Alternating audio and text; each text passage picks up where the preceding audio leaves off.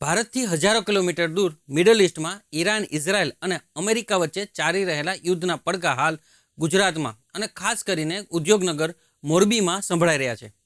ઈરાને state of hormones બંધ કરતા હાલ મોરબીનું જે સિરામિક ઉદ્યોગ છે અને પેપર ઉદ્યોગ પર સંકટના વાદળો ઘેરાયા છે.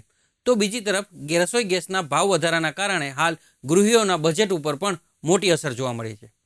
તો હાલ યુદ્ધના કારણે ગુજરાત ઉપર કઈ સ્થિતિ સર્જાય છે અને ખાસ કરીને કયા ઉદ્યોગો ઉપર માઠી અસર પડી છે, વિગતે જાણી આ અહેવાલમાં. નમસ્કાર, આપ જોઈ રહ્યા છો બેનિફિટ ન્યૂઝ અને હું છું મહેશ. મિડલ ઇસ્ટમાં વણસેલી યુદ્ધની સ્થિતિએ વૈશ્વિક અર્થતંત્રની કમર તોડી નાખી છે.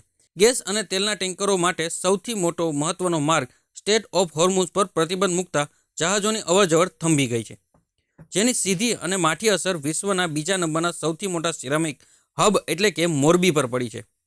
કાચા માલની અછત અને એક્સપોર્ટ બંધ થતાં મોરબીના અનેક સિરામિક એકમો હાલ બંધ થવાને આરે ઊભા છે. આપણે વાત કરીએ તો અત્યારે જે યુદ્ધની પરિસ્થિતિ નિર્માણ થઈ એ દરમિયાન અંદાજે 101 યુનિટ જે છે આજની તારીખમાં બંધ થઈ ગયા છે અને આવનારા દિવસોમાં જો પ્રોપેન સપ્લાયનું કોઈ પ્લાનિંગ નહીં થાય અને જો નવી કોઈ સપ્લાય નહીં મળે તો આવનારા દિવસોમાં વધીને 4 થી 5 દિવસમાં કે 8 દિવસની અંદર બીજા 400 યુનિટો બંધ થવાની સંભાવનાઓ છે. ગુજરાત ગેસમાં જે યુનિટો ચાલે છે એ ગુજરાત ગેસવાળાને પાસે 50% જે વાપરવા માટેની જે પરમિશન આપેલી છે એ મુજબ અમે અંદાજ લગાવી શકીએ કે 18 થી 20 તારીખ સુધીમાં ગુજરાત ગેસ યુઝર્સ જેટલા હતા એ પણ બંધ થવાની શક્યતાઓ દેખાઈ રહી છે.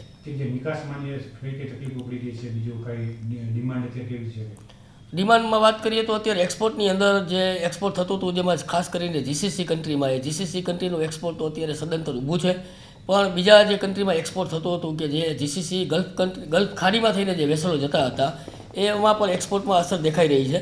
તો હાલ તો એવી કોઈ ડિમાન્ડ આપણે કહી શકીએ નહીં કે ડિમાન્ડ બહુ વધારે છે એવી ડિમાન્ડ, પણ જે ડિમાન્ડ હતી, જે ઓર્ડર હતા એ પણ અત્યારે ઓર્ડર બધા સ્થગિત કરી દેવામાં આવ્યા છે અને જે માલ બનેલો છે એ પણ ક્યારે લોડિંગ થશે એનું હજી અમે કંઈ કશું કહી શકતા નથી. સરકાર તરફથી કયા પ્રકારની પ્રતિક્રિયા છે? વાત કરીએ સરકાર તરફથી તો આપણા ગુજરાત રાજ્યના માનનીય મુખ્યમંત્રી શ્રી ભૂપેન્દ્રભાઈ દ્વારા પણ ચિંતા વ્યક્ત કરતો ફોન આપણા ધારાસભ્ય શ્રી દુર્લભજીભાઈ જથરિયાને આવેલો. એમણે પણ સિરામિક ઇન્ડસ્ટ્રીને અને મોરબી સિરામિકને શું રાહત કરી શકાય કે શું મદદ કરી શકાય એ માટેની તૈયારી પણ બતાવી છે. તો અમે પણ અત્યારે અવઢવમાં છીએ કે આ બાબતની અંદર સરકારશ્રી પાસેથી પણ અમે શું અપેક્ષા રાખીએ એ હવે જોવું રહ્યું. હવે યુદ્ધને કારણે તો ગંભીર પરિસ્થિતિ સર્જાઈ ગઈ છે અને આથી પણ વધુ ગંભીર પરિસ્થિતિ સર્જાશે એવો અમને ભય છે. હવે અત્યારે ગુજરાત ગેસ પાસે 15 દિવસનો ગેસ છે અને પ્રોપેન ગેસ તો મળતો નથી, એ તો બંધ થઈ ગયો છે. પ્રોપેનવાળા લગભગ 90% યુનિટ છે, એમાંથી 200% યુનિટ તો બંધ થઈ ગયા.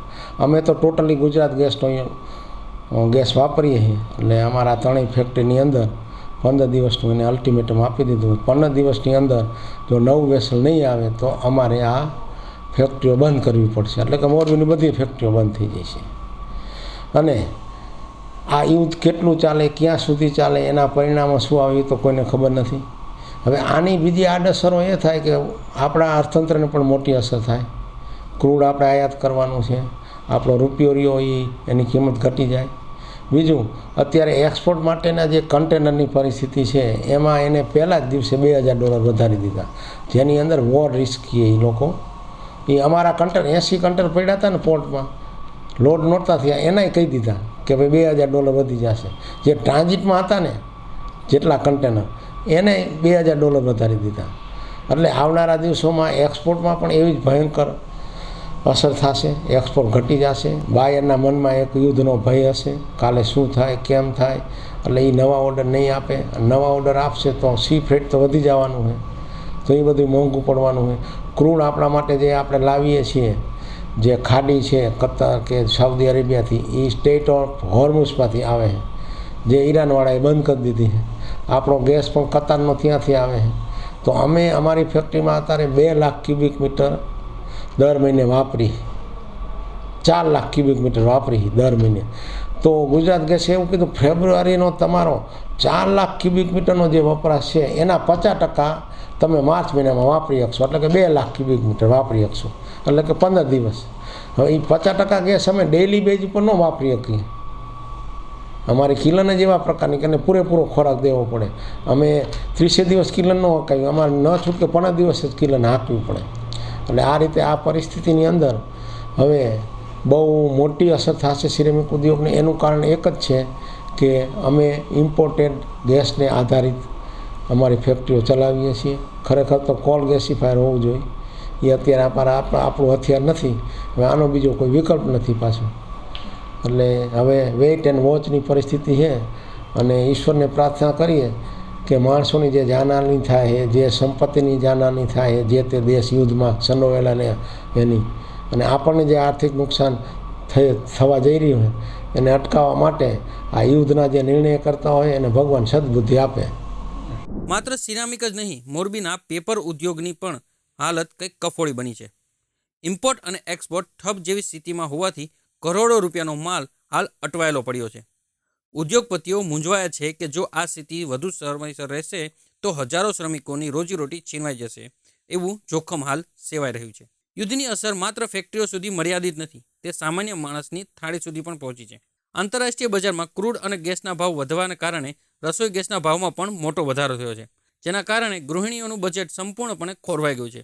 મોંઘવારીના આ માર વચ્ચે ઘર ચલાવવું લોઢાના ચણા ચાવવા જેવું હાલ ગૃહિણીઓ માટે બની ગયું છે. ગેસના ભાવ માટે એમ કે કહીએ કે મધ્યમ વર્ગને બહુ તકલીફ પડે છે. ગેસના ભાવ અવારનવાર આવી રીતે વધતા રહે છે તો મધ્યમ વર્ગનું જે બજેટ હોય એ ખોરવાઈ જાય છે. ખાસ કરીને લેડીઝ માટે. લેડીઝને આજે બધી વસ્તુમાં દૂધ, દહીં, છાશ જે રોજિંદી જરૂરિયાતમાં દિવસે દિવસે ભાવ વધે છે તો પછી લેડીઝ મેન્ટેન કેવી રીતે કરે?